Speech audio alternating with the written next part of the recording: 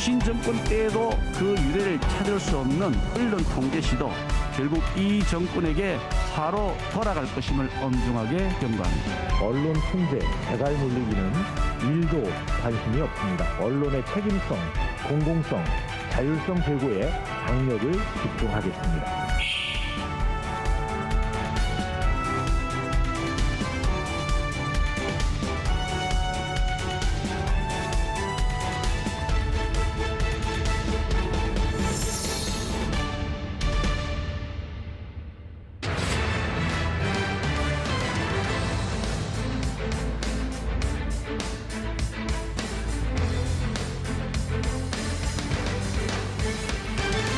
네, 시청자 여러분 안녕하십니까? 생방송 심야토론 정세진입니다. 언론중재법 개정안을 둘러싼 논란이 뜨겁습니다. 언론사의 허위 조작 보도에 대해서 최대 5배의 징벌적 손해배상을 적용하는 내용이 들어있는데요. 가짜뉴스로 인한 피해자를 구제하는 법이다. 언론의 재갈을 물리는 법이다. 의견은 극명하게 엇갈리고 있습니다. 민주당은 25일 본회의 처리를 예고한 상황입니다. 오늘 심야 토론에서 여야 4당 의원들과 함께 논란의 내용들 자세히 짚어보도록 하겠습니다. 네, 나오신 여야 4당 의원들 소개해드리겠습니다. 더불어민주당 미디어특위 간사를 맡고 계신 국회 문체위 소속 김승원 의원입니다. 안녕하십니까? 네, 안녕하세요. 늦은밤 반갑습니다. 김성원입니다. 네, 국회 문체위 소속 국민의힘 최영도 의원 나오셨습니다. 안녕하십니까? 네, 안녕하십니까? 최영도입니다.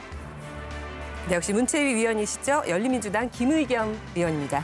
네, 안녕하세요. 반갑습니다. 정의당 정책위의장을 맡고 있는 장혜영 의원도 나오셨습니다. 어서 오십시오. 네, 안녕하세요. 장혜영입니다. 네, 오늘도 어김없이 전국의 온라인 시민 패널 여러분들 함께합니다. 안녕하십니까? 반갑습니다. 오늘도 함께해 주셔서 감사드립니다. 네. 생방송 참여 원하시는 분들 심야토론 홈페이지를 통해서 신청하실 수 있습니다. 많은 관심과 참여 기다리고 있겠습니다. 네, 민주당이 추진 중인 언론중재법 개정안, 언론중재 및 피해 구제 등에 관한 법률 개정안입니다. 이 법안의 목적, 왜 찬성하는지 혹은 반대하는지 기본 입장부터 들어보도록 하겠습니다. 먼저 김승원 의원께 이렇게 질문드리겠습니다. 이번 언론중재법 개정이 필요한 가장 큰 이유는 무엇이라고 보신 건가요? 네, 이 법은 그 가짜 뉴스로 인해서 피해를 입은 국민의 그 피해를 충분히 이제 배상받기 위한 그런 법이다 이렇게 말씀을 드리고 싶고요. 우리 언론에 대해서 잠깐 말씀을 올리겠습니다. 영국 옥스퍼드 대학에서 한국 언론 신뢰도 주요 40개국에 대해서 조사를 했는데요. 우리나라가 안타깝게도 5년 전속 꼴찌였고요. 약 100분 중에 21분만이 언론을 믿을 수 있다, 언론 보도를 믿을 수 있다 이렇게 말씀을 하세요. 또한 그 한국언론재단에서 2020년 언론 보도의 가장 큰 문제점이 무엇인지 한번 조사를 한 적이 있습니다. 네. 첫 번째 25% 국민들께서 가짜뉴스가 문제이다라고 말씀하셨고 22% 국민들께서 편파적 기사가 문제다. 16%가 속칭 찌라시 정보 같은 기사가 문제다. 그리고 8%가 낚시성 기사라고 답해서 80%의 국민이 문제가 있다라고 답을 주셨어요. 그중에 이 25% 가짜 뉴스 가장 큰 이 부분, 네. 그거에 대해서 그 언론 중재를 신청하시는 국민들께서 한 1년에 4,000분 계시는데 그 4,000분의 3분의 1은 끝까지 소송도 못하고 중간에 포기를 하십니다. 그만큼 언론이 국민에 대해서는 갑이고 거대한 조직이라는 거죠. 그래서 국민과 언론이 언론 분쟁에 있어서 균등하게 동등하게 그 분쟁을 해결하려면 이번에 그 언론 그 중재법 개정안이 꼭 필요하다. 국민들에게 힘을 주는 그런 규정들이 있어야 된다라고 생각합니다. 그래서 네. 개정안이 꼭 필요합니다. 예, 취지에는 공감하실 것 같은데 최영도 의원님은 왜 이렇게 반대하시는 겁니까? 네, 이게 언론 중재라는 것은 정말 선량한 국민들이 또는 억울한 공직자나 억울한 기업들이 허위 보도로 인해서 빨리 그 피해 구제를 받기 위한 목적입니다. 그래서 언론 중재를 통해서 해결하려는 것이죠. 그런데 지금 민주당이 내놓은 법은 이게 중재를 넘어서서 중재를 핑계로 사실은 징벌을 하고 재갈을 물리는 것이다라고 생각을 합니다. 이게 한번 실제로 지금 언론중재위원회에서 그리고 또 손해배상 속성으로 이어진 사건들을 분석해 보면은 지금 민주당이 주장하는 사실과 많이 다릅니다. 우선에 미디어 환경이 어마하게 변했습니다. 너무 굉장히 크게 변했죠. 우리가 언론이라 그러면 어디까지를 언론이라 그럽니까? 우리는 모든 걸 언론이라 그러지만 여기는 1인 미디어, 그다음에 유튜브, 또 온라인에 널려 있는 게 많습니다. 네. 최근에 우리 세상을 떠들썩하게 하는 그런 사안들을 보면은 그것이 반드시 미디어 매체, 공인된 미디어 매체가 아닌 경우가 많습니다. 그런데 우리 문체에서 잠깐 논란이 됐습니다만 240번 버스기사 논란 같은 건 이건 언론이라는 장에서 생긴 게 아닙니다. 인터넷. 여기에는 이제 포탈 환경이라는 게 생겼고요. 또 전통 미디어는 쇠퇴하고 뉴미디어, 소셜미디어가 아주 굉장히 그 힘을 갖는. 그래서 어떤 경우는 사실 뉴스 매체보다도 이런 1인매들, 어떤 1인 매체들이라든가 온라인에서 인플루언서들이 더 강한 경우도 있습니다. 또 하나 경우는 언론 정치인들의 더 편파적인 또 사실과 다른 주장들을 가지고서 정치인들이 또 가짜뉴스를 만드는 경우도 또 많습니다. 이런 다양한 환경들을 분석해야 되는 것이고요. 국민들이 이로 인한 피해를 받는 것이 과연 실제가 그랬는지를 보겠습니다만 제가 볼 때는 이건 지나치다, 과유불급이다. 그리고 이걸 가지고 정권 말기에 쏟아져 나오는 여러 가지 권력 비리 범죄를 재갈 물리고 전략적으로 봉쇄하려는 수단으로 악용될 것이다. 그렇게 우려하고 있습니다. 김인경 의원님은 최 의원님도 그렇지만 기자 출신이신데 아주 적극적으로 이 법안 추진하고 계십니다. 네, 언론중재법 일반 국민들에게는 좀 낯설게 느껴지실 겁니다. 그런데 이 법안의 정식 명칭이 언론중재 및 피해 구제에 관한 법률입니다. 그리고 언론중재보다는 피해 구제에 더 방점이 찍혀져 있습니다. 언론의 잘못된 보도로 인해서 받은 피해를 어떻게 구제할 것인가, 또 손해는 어떻게 보존할 것인가, 여기에 중점이 있는 법률입니다. 언론, 입법행정사법에 이어서 제4부로서 막강한 권한을 가지고 있습니다. 특히 우리나라 언론, 그 권한 국민들이 다들 느끼실 거라고 생각을 합니다. 우스갯소리로 식당에 검사, 경찰, 기자가 가면 밥값은 식당 주인이 낸다는 이야기가 있습니다. 옛날이군요. 옛날이라고 저도 생각을 하고 예. 있습니다. 하지만 최근 가짜 수산업자 사건을 보고 저는 다시 한번 이게 씁쓸한 농담이지만 그렇게 과거의 일만은 아니라는 생각이 듭니다. 예. 검사, 경찰, 기자 5명이 입건이 됐습니다. 우리나라 1등 신문, 2등 신문에 속해 있는 기자들이 이 가짜 수산업자 사건에 입건이 됐습니다. 그만큼 우리나라 언론, 기자의 권력이 크다는 거고, 그런 언론을 상대로 일반 시민이, 힘없는 시민이 싸우는 것은 대단히 힘든 일입니다.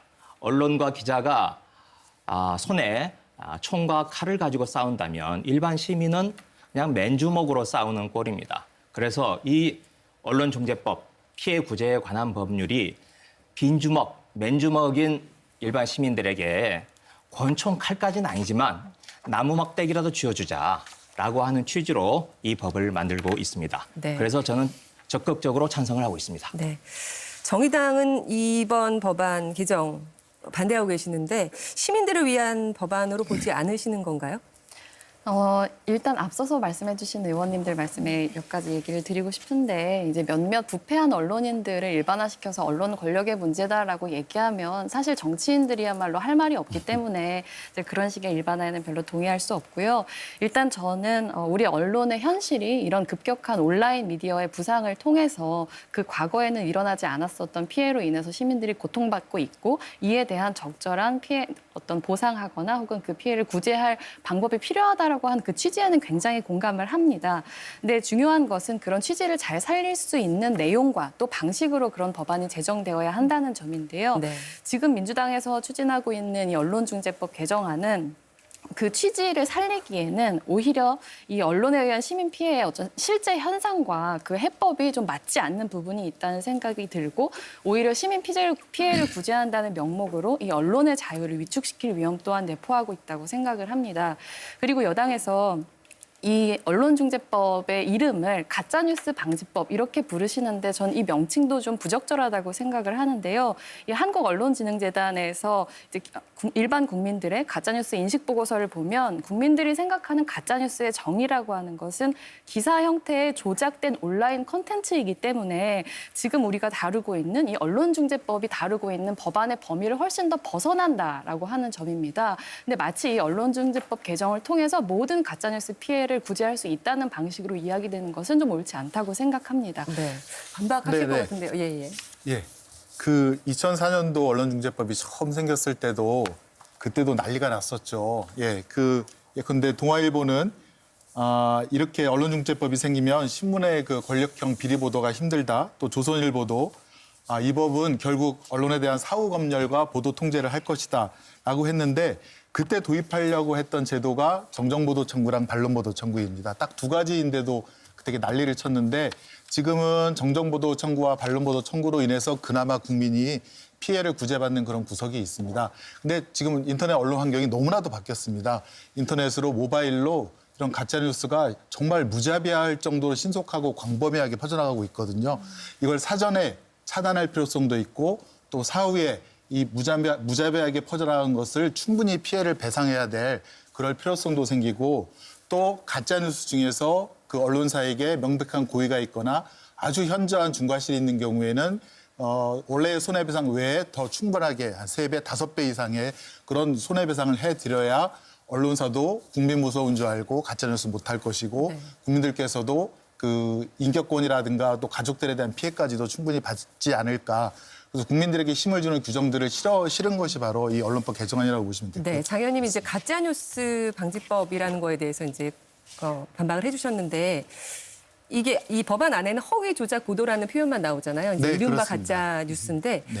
김 의원님께 여쭤보고 싶어요. 가짜 뉴스의 개념을 한번 어떻게 생각하시는지 여쭤보고 싶습니다.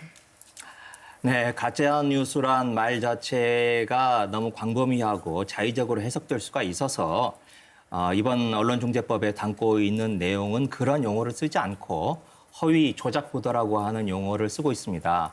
허위라고 하는 뜻은 기자가 기사를 쓸 때 허위에 대한 인식, 이게 가짜라고 하는 생각, 인식을 가진 상태로 말하는 기사고요.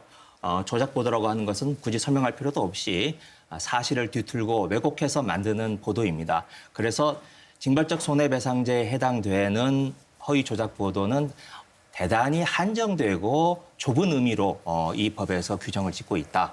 그렇게 이해해 주시면 고맙겠습니다. 네. 그 제가 좀 보태면요, 참 가짜 뉴스란 말을 이상하게도 우리 대한민국에서는 민주당이 즐겨 사용하고 있습니다. 이 미국에서는 트럼프가 즐겨 사용했죠. 그래서 국민의 적이라 그러고 가짜 뉴스 그러고 이게 이제 주로 미국의 주류 언론들이 백악관을 비판하고 트럼프 비판하고 했을 때 또 트럼프의 개인적 비리를 이야기했을 때 그렇게 했습니다. 그는 심지어 언론이 거짓 기사를 내보내면 그들을 고소해서 많은 돈을 배상하도록 할 것이다. 이게 바로 이제 징벌적 선배 같은 겁니다.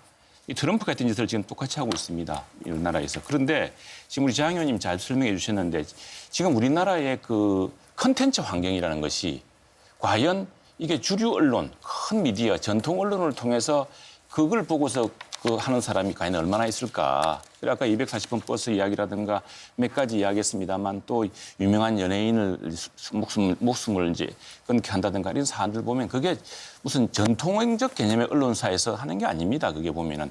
그리고 자꾸 지금 국민과 언론을 대치시켜서 이렇게 이야기하시는데 정상적인 언론사라고 한다면은 특히 이제 김의겸 의원이나 저같이 이렇게 기자를 할 때 정상적인 언론사는 언론 윤리라든가 취재의 원칙, 크로스 체킹이라든가 이런 걸 따집니다. 그리고 그것은 상당히 많이 그런 것을 익숙해서 이제 경험한 바탕으로 어떤 육하 원칙에 맞게끔 하려는 것이고요. 지금 많은 문제는 그런 언론의 취재 윤리 원칙이 무너져 있기 때문에 생긴 것이고 다양한 매체의 등장 때문이라고 생각을 합니다. 또 하나만 더 붙이면은 아까 2004년에 그 말씀하셨는데 그때도 이 정도는 좋다고 했을 겁니다. 지금 우리 당처럼. 그러나 과도하게 그때도 징벌적 배상이라든가 이런 것들이 들어갔기 때문에 당시 언론에서 과도하다는 비판했던 것이죠. 트럼프 말씀을 하시니까 네, 제가 먼저 죄송합니다. 알겠습니다. 트럼프 말씀하시니까 물론 트럼프가 가짜 뉴스란 말을 남발을 했죠.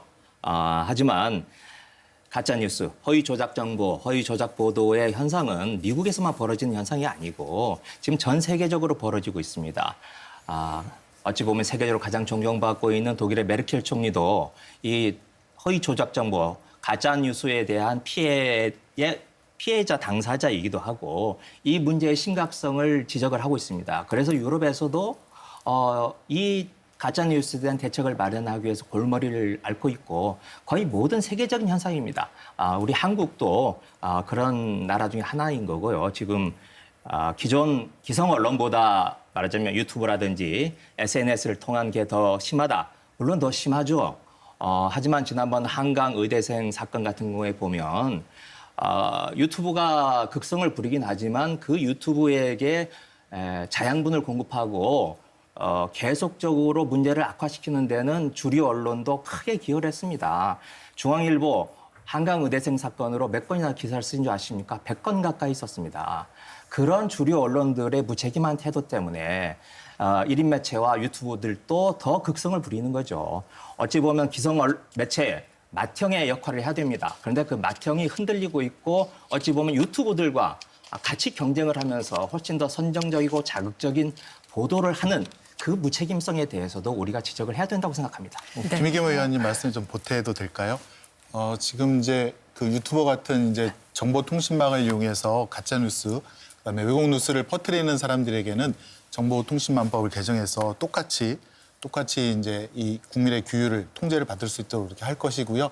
그다음에 허위 조작 보도, 가짜 뉴스에 대해서는 아까 의원님도 말씀하셨지만 뭐 유럽연합이라든가 영국에서도 그런 개념을 갖다가 규정을 하고 국민들의 그 어떤 법적인 통제 아래 두려고 지금 다 하고 있다는 말씀을 좀 보태드립니다. 장 의원님 말씀까지 듣고 이 그 개정안 내용, 쟁점 내용으로 좀 들어가 보도록 하겠습니다. 예. 일단 자꾸 가짜뉴스라고 하는 단어가 정확하지 않다고 분명히 말씀을 드렸는데 자꾸 그 단어를 사용하시는 이유에 대해서 잘 이해할 수 없다는 생각이 들고요. 사실 이런 언론에 의한 비단 우리가 생각하고 있는 레가시 미디어, 전통적인 미디어뿐만 아니라 새로운 뭐 소셜미디어라든가 이런 곳에서 생겨나고 있는 허위 조작 보도들 내지는 그런 정보들에 의한 피해를 구제해야 된다고 하는 데에는 저는 저희 네 사람 모두 이견이 없을 거라고 생각을 합니다.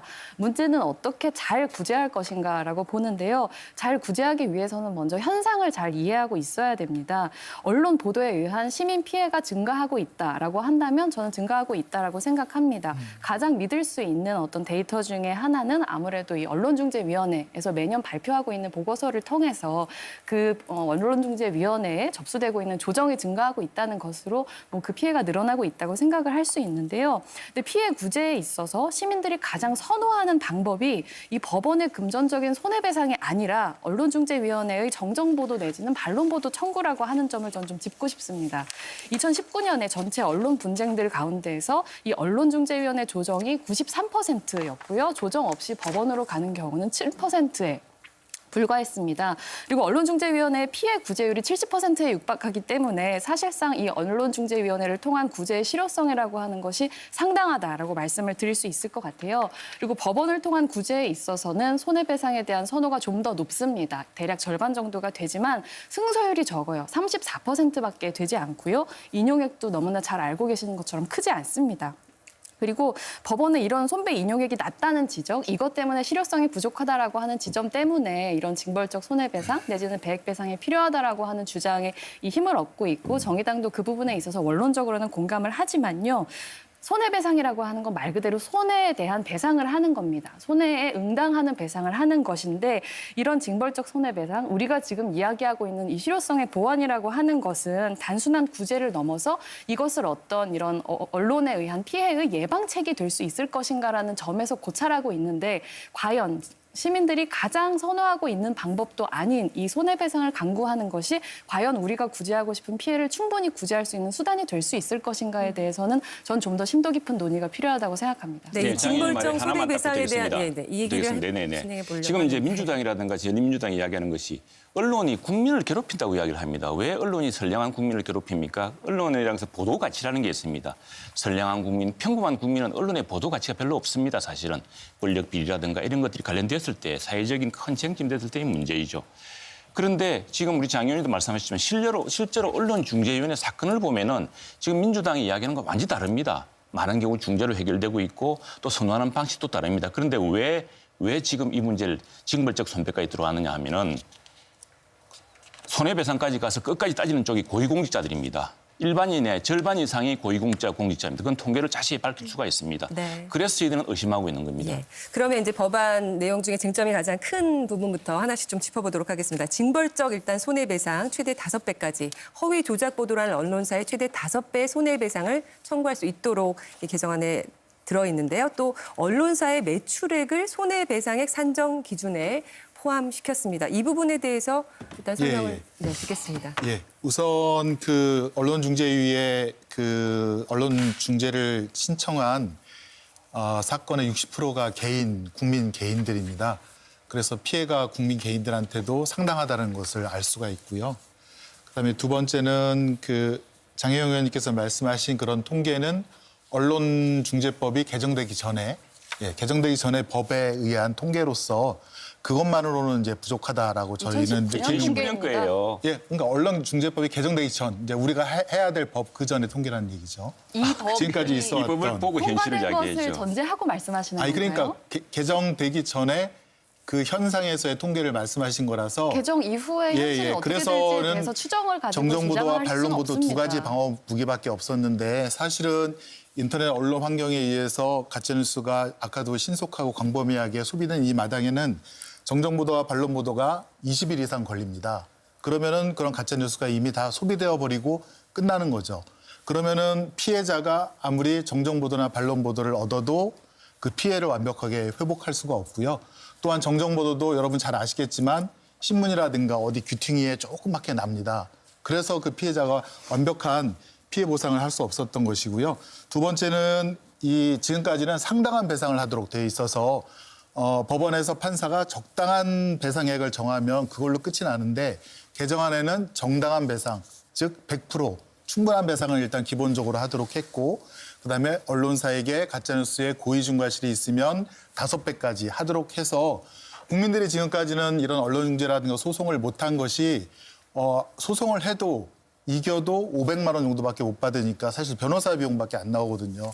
그러니까 저에게도 제가 변호사 시절에 상담했던 많은 의뢰인들도 변호사님 저 그냥 포기할래요라고 하는 분도 많았고 또 가장 제일 아팠던 거는 오보를 낸 기자가 그 피해자한테 나 추가 취재를 더 하겠다. 털어서 안 나오는 거 뭐 있겠느냐 이런 식으로 하면 그 피해자가 버티지 못하고 그냥 중간에 체념을 해버립니다. 그런 이유는 언론중재법에 그런 피해자들을 위한 든든한 규정이 없어서 그렇습니다. 그래서 그런 든든한 규정을 둬서 피해자들도 그래 언론사와 한번 대등하게 싸워보고 언론사도 예컨대 소송에서 지면 굉장한 손해배상을 해줄 수 있겠구나. 이런 그 기대를 줘야 언론사도 진실 보도록 하도록 또 보도할 때 더 노력을 하고 체크를 할 것이고 또 피해 입은 분들도 그 규정을 믿고 과감하게 소송이라든가 분쟁을 할 수 있도록 힘의 균형을 맞추는 겁니다. 제가 그렇게 얘기해 주셨으면 힘의 좋겠습니다. 균형을 말씀드리면 우리나라는요. 지금 언론인 중에도 허위 보도했다가 감옥 가는 사람들이 있습니다. 경찰 조사, 검찰 조사, 사장까지 부릅니다. 고발을 하면은요. 그래서 이 지금 공법적으로 이런 민간의 분쟁, 이런 민사 소송이 아니라 이런 손해배상 같은 민사 소송이라든가 이런 게 아니라 바로 공법 체계에 따라서 처벌을 받게 돼 있습니다. 굉장히 강합니다. 그런 문제는 오히려 일반인들은 그런 방법을 더 선호를 합니다. 그런데 공연히 지금 왜 이걸 끄집어내느냐. 그리고 지금 금전 배상액 액수가 적다 그러는데 평균 인용액이 1,500만 원입니다. 평균 인용액이 법원까지 가서 또는 그리고 또 최고 많은 건 2, 3억도 됩니다. 실제로 많습니다. 그렇게 액수가 2, 3억은 없는데. 있습니다. 있습니다. 아니 지금 통계를 보고서 말씀하셔야 되는데 제가 지금 두 통계 분들은 말씀드리겠습니다. 보니까 네. 자, 그럼 통계를 중간값이죠. 중간값. 네. 중간값, 평균값, 최고액 아십니까? 네, 여러 가지가 네. 있을 수 있죠. 그리고 중간값을 하는 이유는 제가 설명을 할게요. 네. 나중에. 우선 제가 먼저 설명을 드리겠습니다. 지난 10년 동안 언론중재위원회가 파악한 자료입니다. 중간값, 우리나라 언론의 피해를 본 피해자들이 소송을 갔을 경우에 얼마를 받느냐. 2010년도에 1,000만 원 정도가 중간값이었습니다. 그런데 해마다 점점 줄어들어서 750만 원, 500만 원, 하다가 2018년에는 350만 원까지 줄었습니다. 자, 물가는 뛰고 사람들의 인격권과 명예권에 대한 감정은 훨씬 더 높아가고 있는데도 불구하고 손해배상을 통해서 받을 수 있는 금액은 이렇게 줄어들고 있습니다. 아까 우리 김승원 의원님 변호사 출신으로 변호사 비용도 안 낸다라고 말씀하셨는데 제가 보기에는 변호사 비용도 아니고요. 진짜 차비도 안 되는 금액입니다. 이런 금액을 받으려고 우리 국민들이 소송까지 감수하면서 자신의 피해를 구제받으려고 하는 그런 용감한 사람들이 점점 없어지는 겁니다. 그러니 언론중재위원회에서 조정이나 중재 같은 타협을 통해서 어쩔 수 없이 굴욕적인 타협을 통해서 피해를 구제받는 길을 택하고 있는 겁니다. 네. 자, 이거 그 말씀을 드릴게요. 여기에 대해서는 제발 언론중재위원회 중재 사건 결과 판례 분석을 좀 보십시오. 거기 보면 지난 2005년부터 시리얼로 이렇게 시계열 분석해 놓은 게 있는데 이런 분석이 나옵니다. 지금 지난 2019년 기준에 보면은 최고 금액은 2억이 훨씬 넘었고요. 평균 금액은 아까 1억 1,500만 원이었습니다. 그런데 왜 그렇게 되냐 그러니까 지난 20년 사이에 언론사가 어마어마하게 많이 늘었습니다. 등록 미디어가 3만 개 되고요. 그중에 또 언론사라고 부르는 것 정도가 9천 개 넘었습니다. 그래서 판결을 할 때 도대체 이 언론의 이 보도가 어느 정도를 했는지를 판정하기 힘들답니다. 그래서 이제 법원이 그렇게 한다는 것이고요. 지금 법원과 언론중재위원회, 특히 지난해 언론중재위원회 보고서를 보면은 법원과 언론중재위원회가 이 손해액을 높이고 있습니다. 위로금을 높이고 있습니다. 높이고 있는데 이게 지금 실제 피해를 입혔다는 것을 입증하기가 곤란하고 하다 보니까 그렇게 된 것이고요. 실제로 만일 그것이 다 매체가 여러 매체가 동시에 작은 매체들이 보도하다 보니까 다 고도한 게 아니고 한 매체가 과연 이 책임을 다 져야 될 것인가. 이게 법원에 이제 고민이 있는 것이죠. 그런 것들은 지금 법원의 어떤 판례에서 이제 양형 기준을 통해서 다시 해결해야 될 문제이고 해야 되는데 이걸 실피력 관계없이 그동안의 언론 환경의 변화를 보지 않고 또 실제로도 2억 이상의 손배가 나오고 있고요. 예, 그런 것들을 그렇지 저 않습니다. 말씀드릴게요. 그건 아니에요. 아니요, 그렇지 저 않습니다. 몇 예, 가지 그러나요? 정확하게 장 의원님도 말씀드리려고. 똑같은 자료예요? 네, 2019년도에 네. 언론중재위원회에서 발간한 이제 그 판결 전수조사인데요. 정확하게 2억 500만 원 가량의 판결이 있었고요. 내용은 이런 겁니다. 의료 문제를 전문적으로 다루는 언론사였는데요. 의도적으로 특정 내용을 누락한 채로 그 중대 약물의 부작용을 발생한 것처럼 보도를 했기 때문에 이에 대해서 2억 원이 넘는 판결을 받은 것은 사실입니다. 저희가 진실 보도에 대해서 토론을 하고 있는 만큼 이런 팩트에 대해서는 아무리 사소한 것이라도 좀 정확하게 챙겨주셨으면 좋겠다는 생각이 들고요. 그러니까 징벌적 손해배상 제도가 시민의 피해를 구제하는 데 있어서 유용한 방안이 될 수 있다. 검토해야 된다라고 하는데 저는 동의합니다. 그런데 제가 걱정하는 건 마치 그게 처벌 만능주의와 같은 그런 얘기처럼 들린다는 겁니다. 그래서 제가 여쭤보고 싶은 것은 정말로 징벌적 손해배상 제도를 도입하고 나면 이렇게 미디어 환경이 변화된 것 이유로 인해서 일어나고 있는 모든 시민들의 언론에 대한 피해가 구제된다고 생각하시는 겁니까? 그 한 가지만 말씀을 드리겠습니다. 그 시청자 여러분 혹시 그 탤런트 고 김영애 선생님 기억하고 계실지 모르겠습니다. 1,000억대 매출을 올리는 그 황토팩 회사를 운영하시다가 그 황토팩에 중금속이 검출되었다는 그런 보도로 인해서 회사는 파산이 되고 그리고 그 선생님은 그 시름시름 앓다가 이제 암으로 돌아가셨죠. 그 회사랑 김영애 선생님께서 어쨌건 그 사건으로 인해서 법원에 손해배상을 청구했고요. 황토팩에는 중금속이 없다는 그런 결과가 나왔음에도 불구하고 손해배상 받은 금액은 보상액은 1억 원에 불과합니다. 1억 원에 불과했고 그것을 보도하시는 분은 믿을 만한 상당한 이유가 있다라고 해서 형사적으로는 다 무죄를 받았습니다. 지금까지 그 우리 언론과 관련된 법률 체계가 그런 피해를 입은 국민들에게 충분한 손해배상을 하지 못하고 있다라는 정말 대표적인 예가 될 것 같고요. 네. 또 만두 사건도 있었는데요. 만두 사건 그 만두 사장님이 나는 진짜 만두를 만들었다고 하면서 그 스스로 목숨을 끊은 사례도 있지 않습니까? 그래서 한 명 한 명의 생명이라도 소중하게 여기는 마음으로 이런 언론중재법을 개정안이 필요하다 그래서 저희가 하는 것이고요. 네. 그 외에 다른 다른 다른 의도는 없습니다. 요거 하나 제가 여쭤보죠. 말씀드릴- 일단 네네. 그 손해배상의 산정 기준에 언론사의 매출액을 기준으로 넣었습니다. 김영애 의원님 이거는 뭐 처리할 의사가 없으신 걸까요? 네. 매출액에 비례한 이유는요. 큰 언론사는 많은 사람들이 보는 거고 작은 언론사는 적은 독자들이 보는 거 아니겠습니까? 그러면 큰 언론사는 크게, 작은 언론사는 작게 하는 게 어떤 정의와 공정의 원칙에 맞다고 생각을 합니다. 왜 10,000분의 1, 1,000분의 1이냐? 거꾸로 제가 묻고 싶습니다. 그러면 10만 분의 1, 100분의 1 하면 그 받아들이시겠습니까?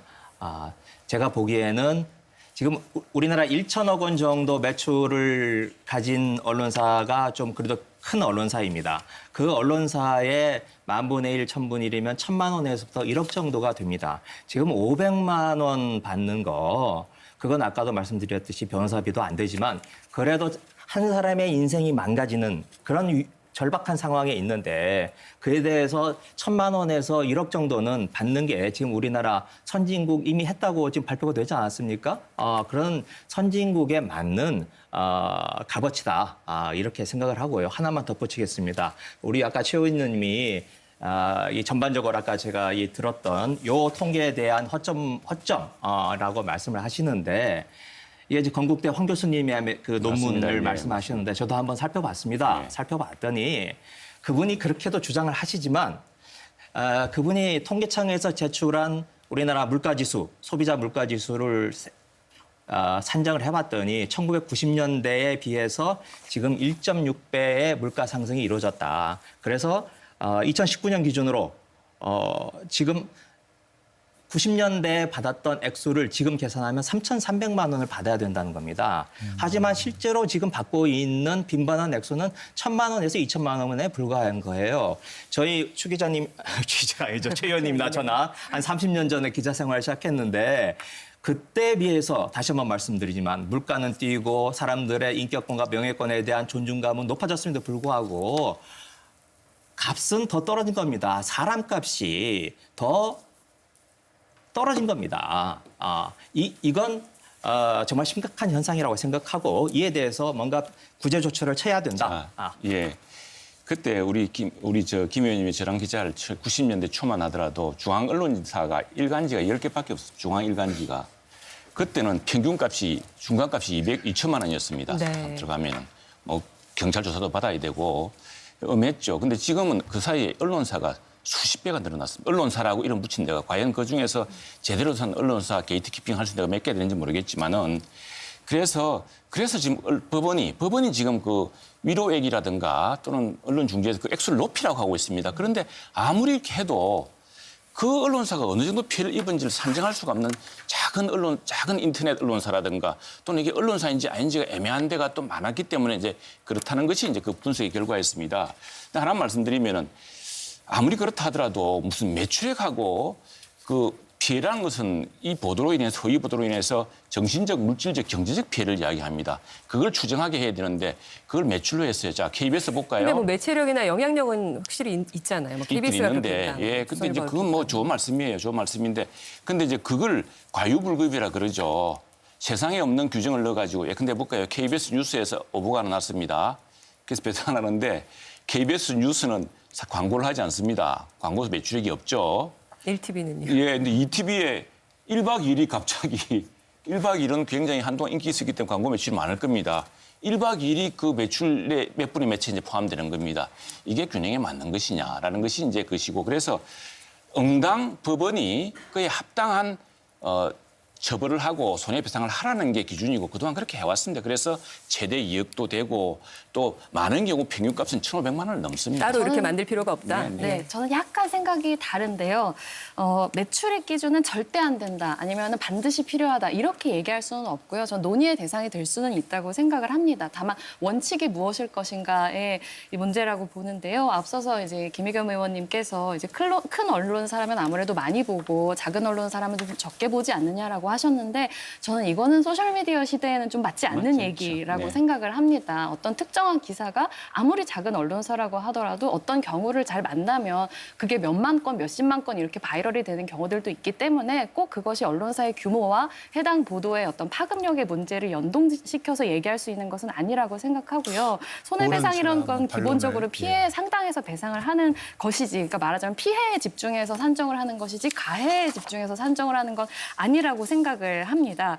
그래서 적어도 저는 이게 말이 되게 하려면 적어도 기본적인 손해배상은 원칙대로 피해에 상응하는 책임으로 두고 만약에 이런 매출액 기준을 산정을 한다면 이것은 단순한 피해에 대한 손해배상이 아니라 그 이상의 어떤 교정이나 징벌의 의미를 담는 거기 때문에 예를 들면 배액배상제에 한해서 이런 매출액 기준을 고려할 수 있다. 이런 방식의 원칙을 둘 수는 있다고 생각합니다. 좀 반론을 좀 드리면 이 징벌배상제가 사실 언론중재법에 처음 들어온 건 아니고요.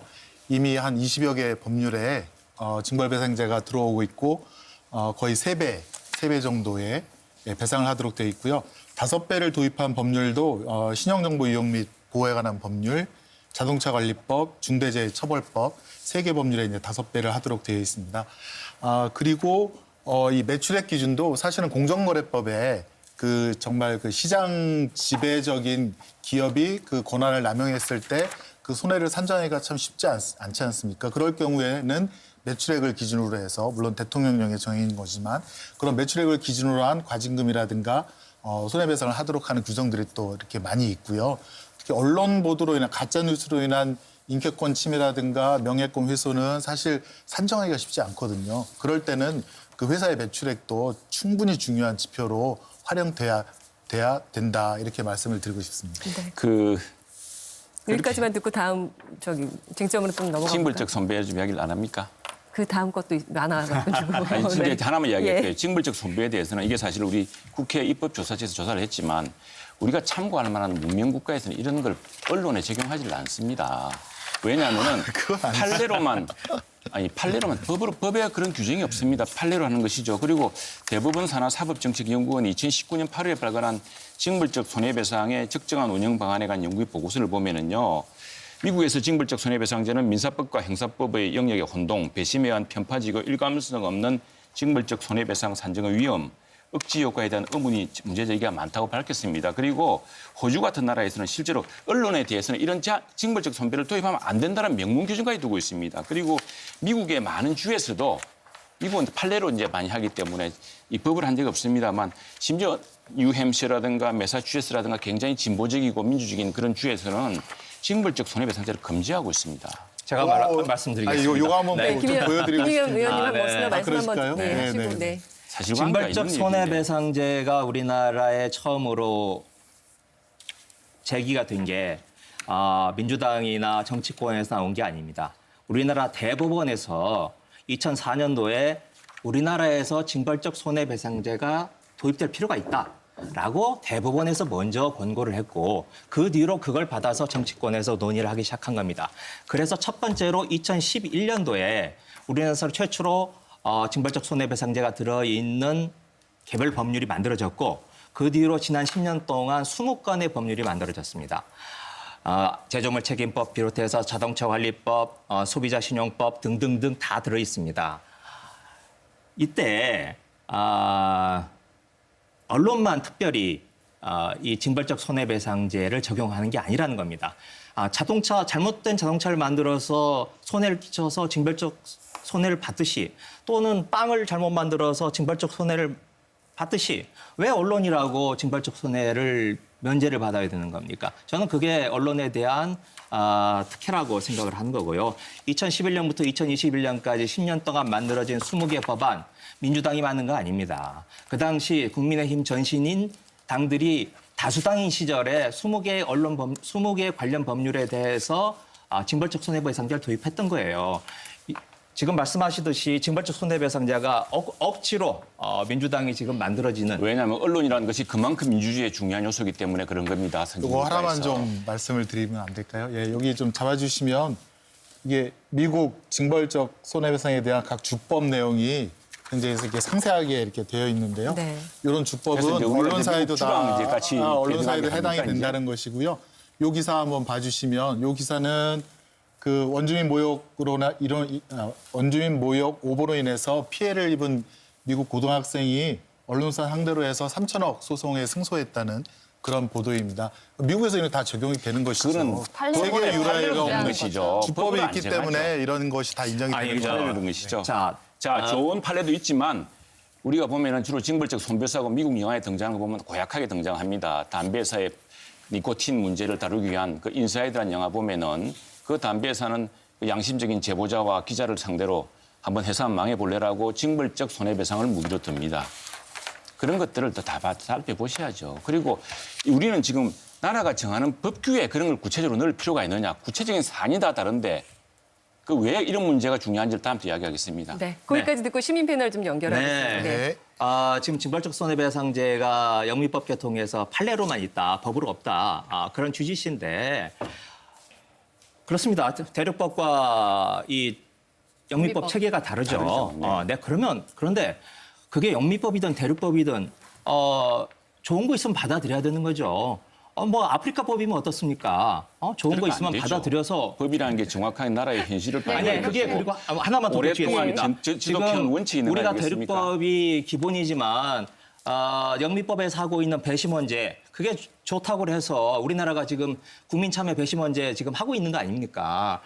대륙법이라고 해서 순수하게 대륙법으로만 가고 그러지 않습니다. 세계 각각의 나라가 서로 소통하고 좋은 게 있으면 서로 받아들이는 대륙법 그런 국가에서도 믹스의 이런 법제를 국가입니다. 두지 않습니다. 네. 언론에 관해서 이런 처벌 법규를 두지 않습니다. 네, 오늘 이런 생방송 그, 심야 토론에서 손해배상 언론중재법 두지 않습니다. 개정안과 관련된 토론을 열띠게 지금 사실의 벌이고 문제입니다, 있는데요. 사실의 예, 문제. 네. 그 가장 큰 쟁점이 되고 있는 징벌적 손해배상, 허위 조작 보도를 한 언론사에 최대 5배 손해배상을 청구할 수 있다는 이 부분에 대한 토론을 해봤습니다. 아주 열띠게 진행되고 있는데 아마 시민 패널 여러분 또 관심 있게 지켜보고 계실 것 같습니다.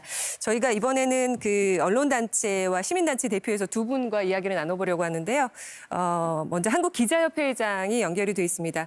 김동훈 한국기자협회 회장님 안녕하십니까? 예, 안녕하세요. 네. 이야기 쭉 들으셨을 텐데요. 역시 이 징벌적 손해배상제가 가장 큰 문제라고 생각하시는지 어떤 점을 가장 크게 보고 계십니까? 그 징벌적 손배제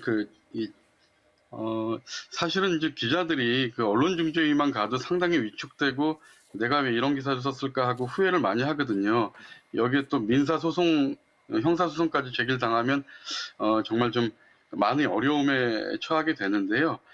사실 악의적으로 보도를 하는 기자들보다도 선의의 어떤 입장에서 취재를 하다 보니까 결과적으로 오보가 나는 이 과실, 그러니까 중과실이죠.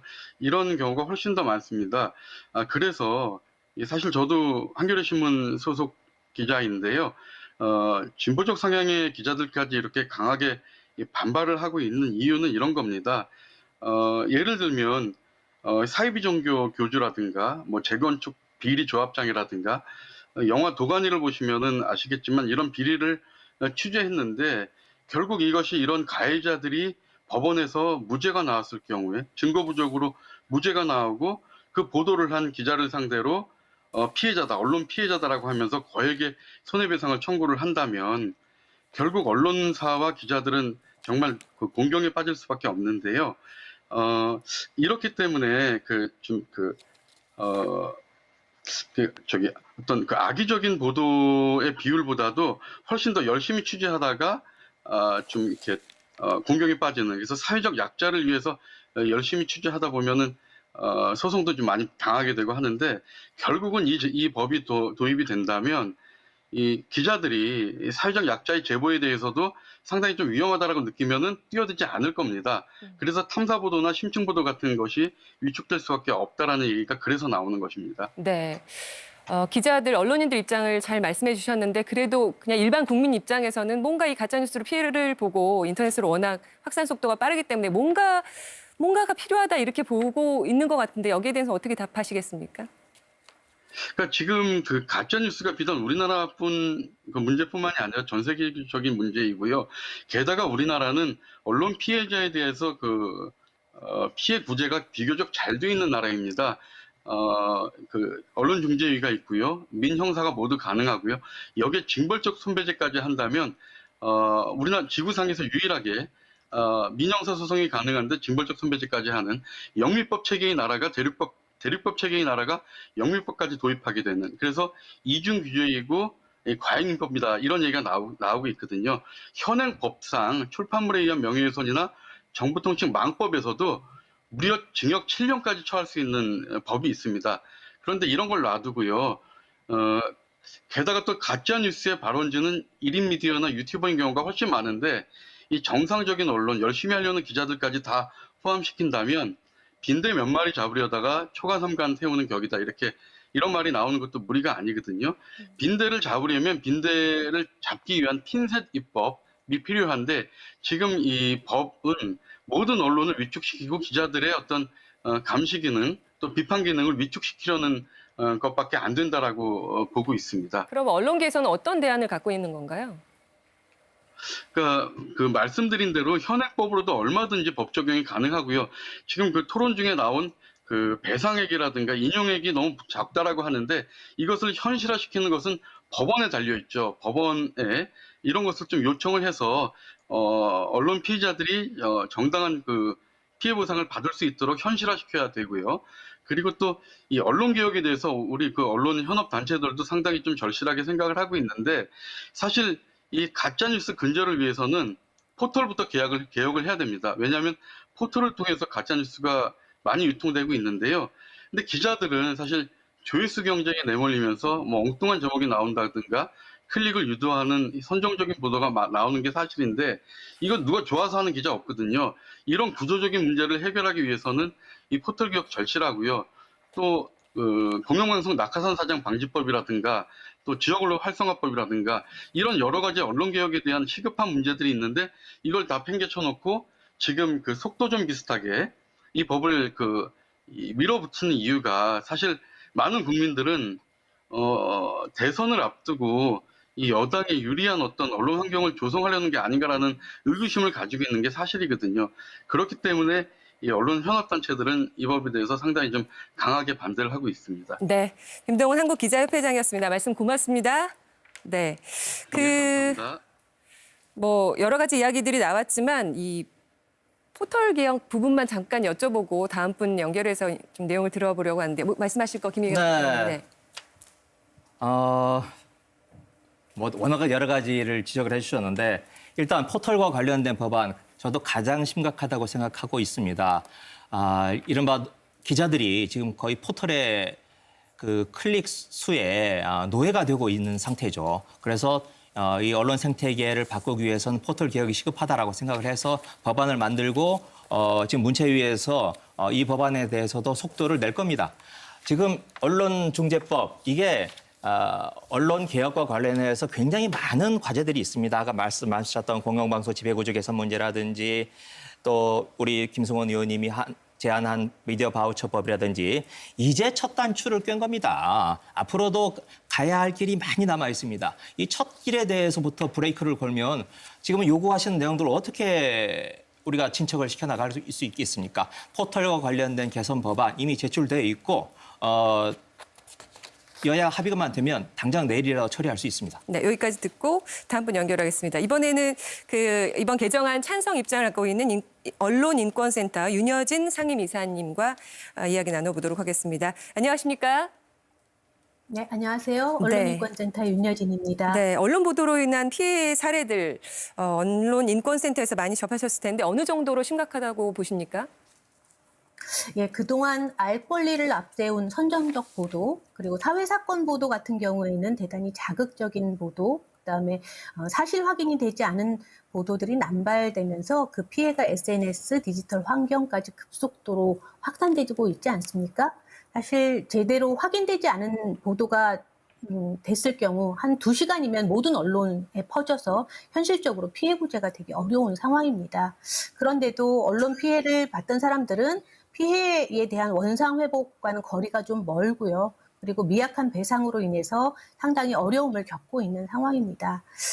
사실 지금 이제 뭐 아까 김동훈 회장님께서 우리나라가 피해 구제가 굉장히 잘 돼 있다고 하는데 그 언론중재위원회가 있습니다. 언론중재위원회가 있는데 일반 시민들 입장에서는 언론사하고 동등한 위치에서 조정이나 아니면 중재 결정을 받는 게 쉽지 않습니다. 그리고 소송을 갔을 경우에 언론사는 3심까지 가는 걸 예상을 하고 시작을 하죠. 그리고 사실 우리 법원은 언론의 자유를 굉장히 많이 보호하고 있습니다. 진실이라고 믿을 수 있는 그리고 상당한 이유가 있는 공익적이라고 하는 보도에 대해서는 굉장히 언론을 보호하고 있습니다.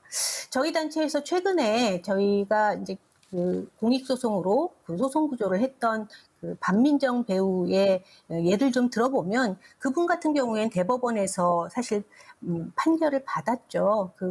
받았음에도 피해자로서의 판결을 받았음에도 불구하고 가해자의 입장에서 언론이 굉장히 많이 보도를 했고요. 한 매체 같은 경우에는 이번 저희가 소송을 통해서 93건의 보도를 한꺼번에 다 삭제한 경우도 있습니다. 사실 기자분들은 하나의 기사를 내가 조금 실수했다 이렇게 보실 수 있지만 피해자 입장에서는 굉장히 큰 크기로 피해가 오고 있습니다. 그 하나의 어떤 이제 사회적 이슈가 되는 보도가 나왔을 때 기사로 나오고 그다음 라디오로 나오고 또 교양 프로그램으로 나오고 계속 회자되고 그 피해와 관련돼서는 아마 당하지 못하신 분들은 상상하기 어려우실 거라고 저는 봅니다. 네. 그럼 앞서 지금 논의한 그 최대 5배까지 손해배상을 하는 거에 대한 효과가 있다. 이 법안이 만약에 통과되면 효과가 있다라고 보시는 건가요? 아까 뭐 우리 언론의 문제가 굉장히 심각하죠. 굉장히 여러 가지 문제, 구조적 문제, 여러 가지 문제를 안고 있는데 그럼에도 불구하고 이 법안이 저는 필요하다고 생각하는 이유가 사실 언론인 한 사람 한 사람이 얼만큼 사실 확인과 관련된 철저하게 기사를 쓰려고 하는가 그리고 쓰고 있는가에 대해서는 굉장히 자신 있게 말씀하지 못하실 거예요.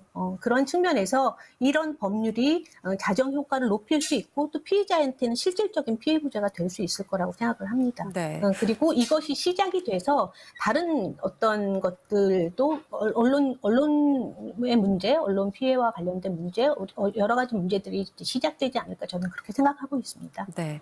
언론 기능이 위축될 수 있다는 우려에 대해서는 어떻게 말씀해 주실까요?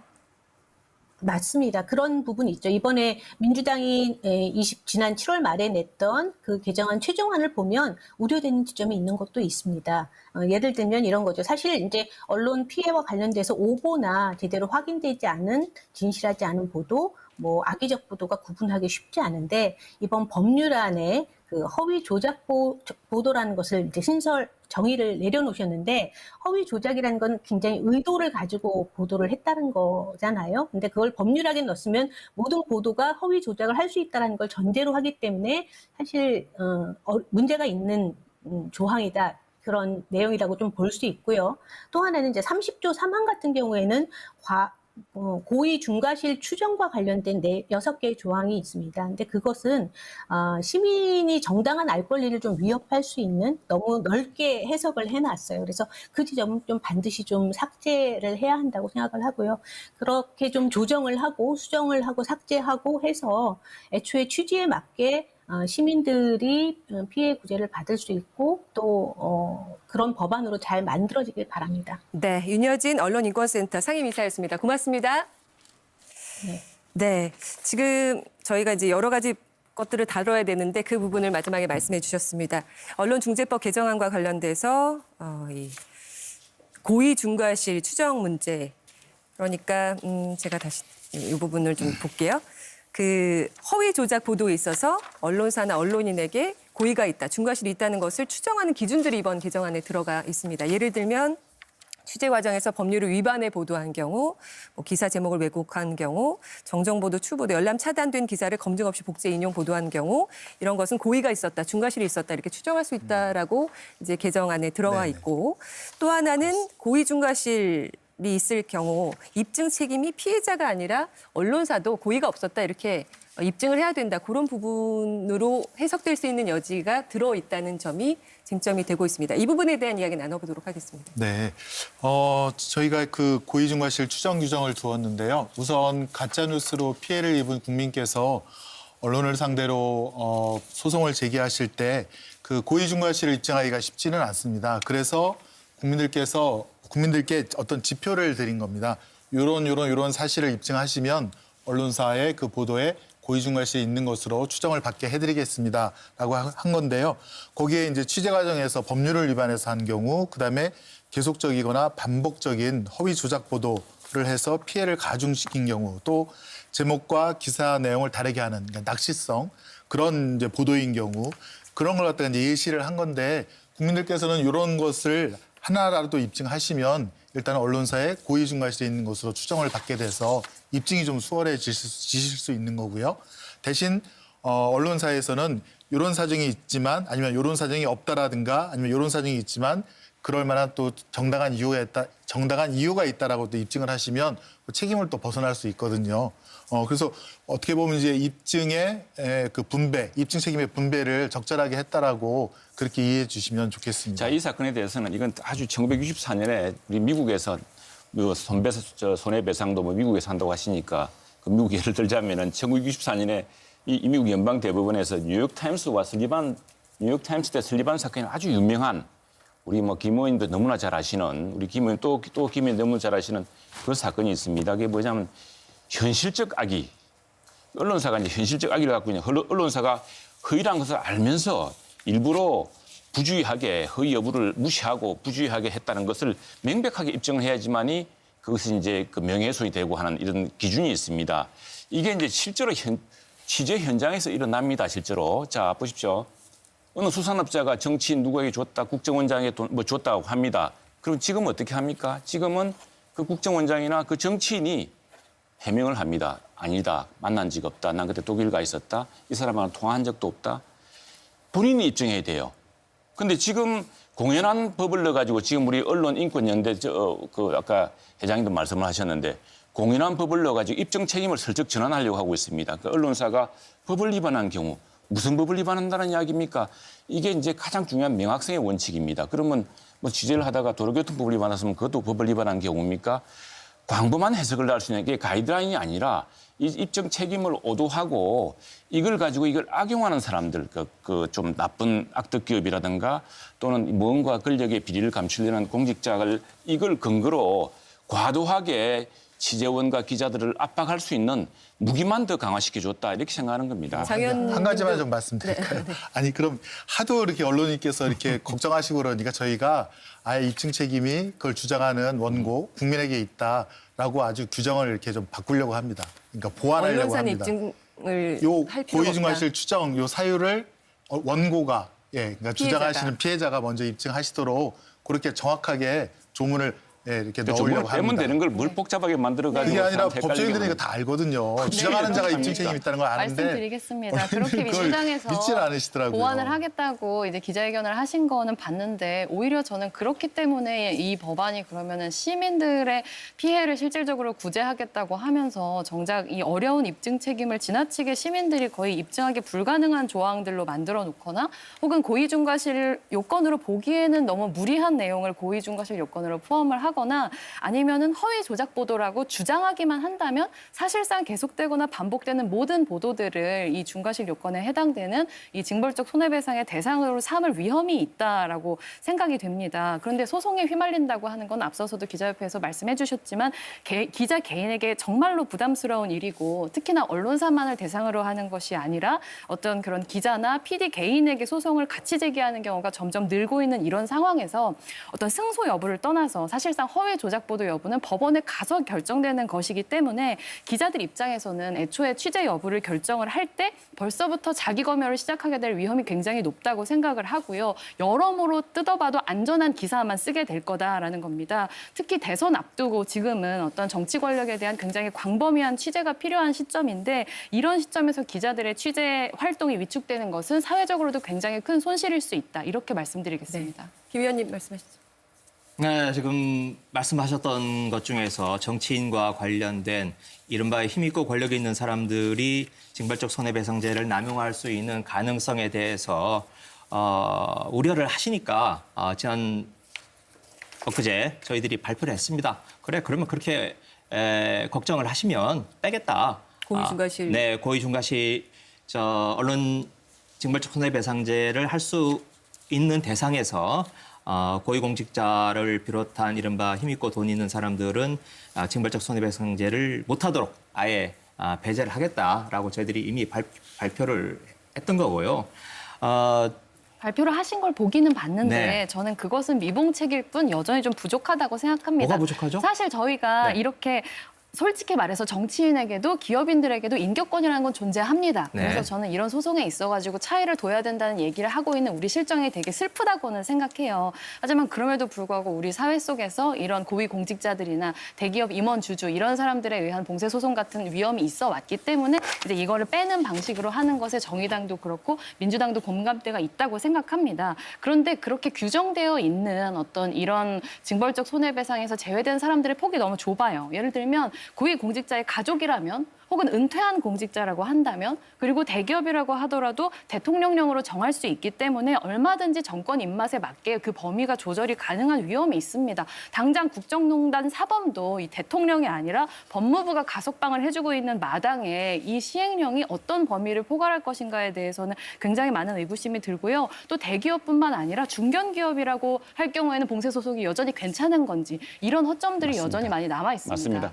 이런 논의들이 그동안 안 된 건가요? 결국에는 왜냐하면 갑작스레 7월 달에 미디어 특위에서 징벌적 5배 이걸 가져온 겁니다.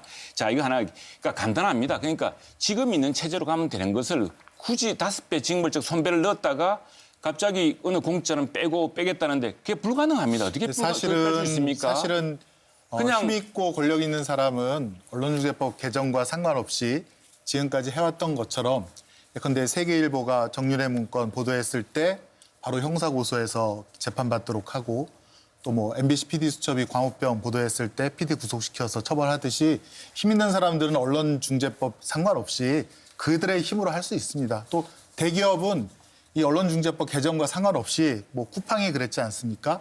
쿠팡 사업장 내에서 노동자 한 7, 8명이 돌아가셨을 때 그걸 보도한 언론사마다 1억씩 손해배상하는 힘 있는 사람들은 이런 거 신경 안 씁니다.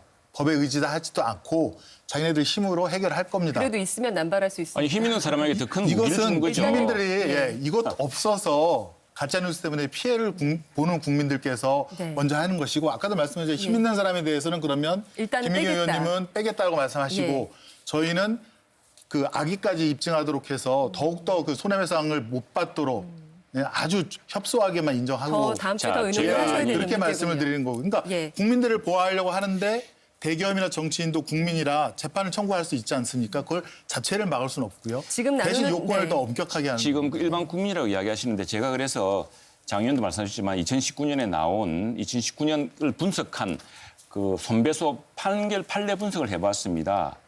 자, 개인이 80사건 대부분까지 간 80사건인데 그 중에요. 이게 한 200명까지 시간이 많이 되는데 없어서. 예. 고위공직자가 이제 한 5분 60개 제일 남았는데요. 많고 예. 공직인물 30개. 일반인보다요.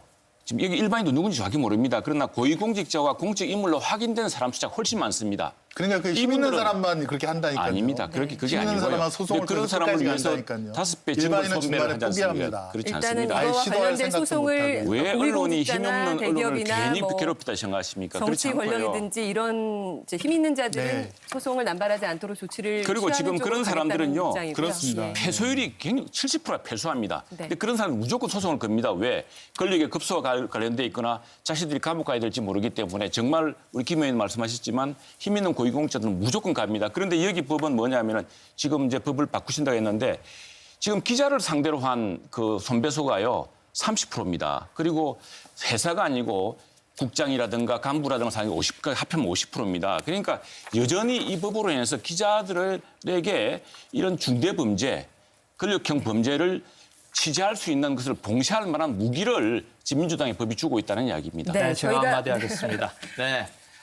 그래서 힘있고 권력이 있는 사람들에게 대해서는 다시 한번 말씀드리지만 그 조항을 아예 그냥 빼겠다, 배제하겠다라는 뜻을 분명히 열린민주당 기자님께서 입장이십니다. 아닙니다. 조항이 같이 아니죠. 밝혔습니다. 지난번에 발표할 때도 그 네, 불가능하다 그렇습니다. 했지만 그게 그렇게 법적 구조가 그렇게 안 돼 있습니다. 보시면은. 네. 일단은 8월 제가 예. 지금 하나만 그래서 네. 간단한 방법은 예, 네. 그러면은 방송 자, 좀 끝내셔야 될 것 같으니까 다음으로 넘어가면 좋겠다는 의견 드립니다. 지금 거의 마무리 발언 시간이 됐거든요. 일단은 다음 25일에 강행 처리할 네, 네. 계획이십니까? 그렇습니다. 입장에는 아니 강행 변함이 처리가 아니죠. 국회법과 헌법에 따라서 표결 절차에 처리를 맞춰서 하고. 지금 표결 처리. 예, 표결 그렇습니다. 처리하는 겁니다. 네. 국회법 다 지키느냐 따져봐야 그 되겠습니다. 국민의힘은 네. 야당은 사실 다음 주에 뭐 이렇게 대안을 내놓겠다라고 합의를 한 걸로 알고 있는데 어떤 대안을 갖고 계신 건가요? 저희들은 이제 언론 중재, 국민들이 선량한 국민들이 아까 말씀하셨듯이 언론 중재 제도를 신속하게 이용하고 좀 더 쉽게 이용하는 제도에 대해서는 진작 합의를 했습니다.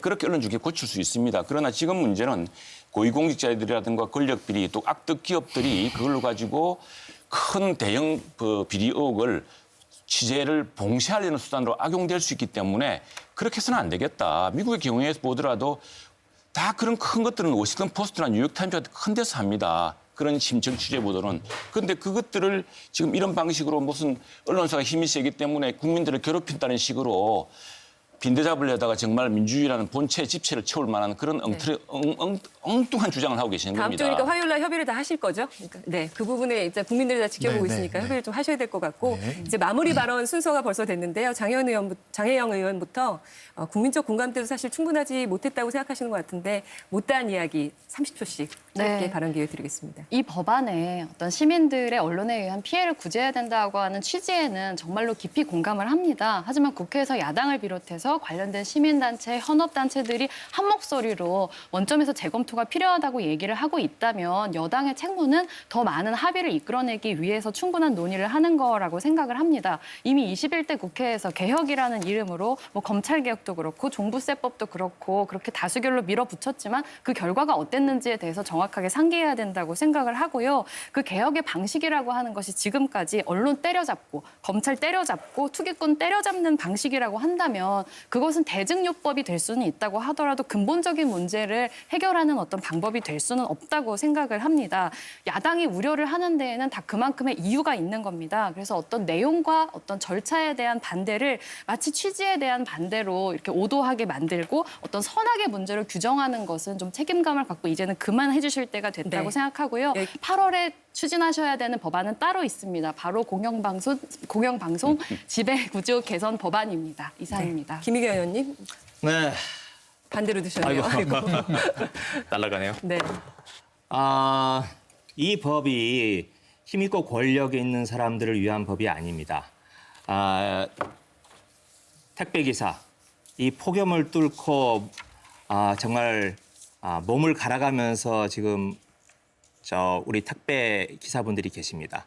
이분들이 택배 기사분들이 파업을 할라치면 이런 보도가 나갑니다. 연봉이 1억이 넘는다.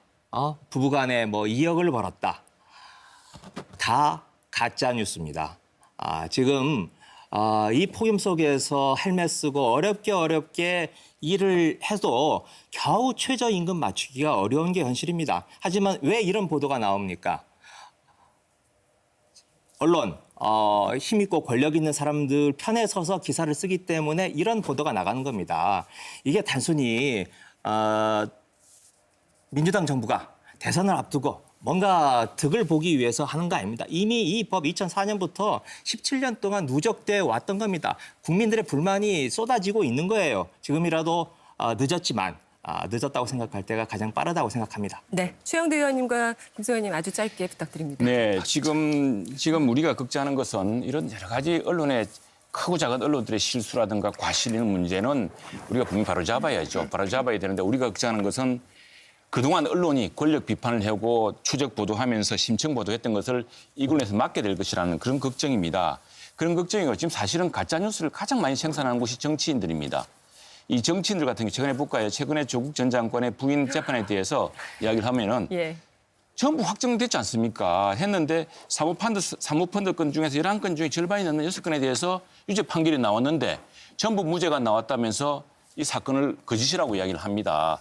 그래서 저는요, 이런 그 정치인들이 자기 편파적인 시각으로 가짜뉴스를 주장하는 이런 행태부터 잡아야 되는데 이런 복잡한 법이 아니더라도 저는 언론사에서 팩트체크로 말이죠. 네. 이런 정치인들의 주장에 대한 사실관계를 분명히 먼저 규정하는 것이야말로 중요할 것 같고 네. 오늘 토론 내용에 대해서도 우리 시청자 여러분께서 팩트체크를 꼭 해주십시오. 예. 네, 저는 언론사가 꼭 사회 부조리라든가 정치 권력의 그런 그 부패에 대해서 정말 사회적 공기로서 비판 기능, 감시 기능을 잘해 주시기를 바랍니다. 근데 이렇게 보듯이 언론사가 이 가짜 새 신문 이렇게 막 동남아 수출되는 네. 그러면서도 특권을 누리고 있는 게 있는데요. 자기 손을 먼저 깨끗이 하고 사회를 이렇게 비판하는 그런 원칙적인 모습으로 돌아갔으면 좋겠고요. 네. 이 법은 국민들의 피해를 보호하고 대신 기자들의 취재와 보도의 자유를 어떻게 보면 강화시키기 위해서 구상권을 제한하는 조항도 있습니다. 언론사가 제발 본래의 기능으로 다시 돌아왔으면 좋겠습니다. 네, 오늘 좀 시간을 더 마련했어야 되는데 죄송한 말씀 시청자 여러분께도 드립니다. 다음 주나 그다음 주나 어떻게 언론으로 인한 피해를 해결해 나가는 방안을 마련할지 함께 논의 지켜봐 주시기 바랍니다. 네 분 패널 감사드리고요. 네, 온라인 시민 패널 여러분 고맙습니다. 네, 시청자 여러분 생방송 심야 토론 다음 주에도 토요일 밤 10시 30분에 찾아뵙겠습니다. 여러분 고맙습니다. 네, 감사합니다.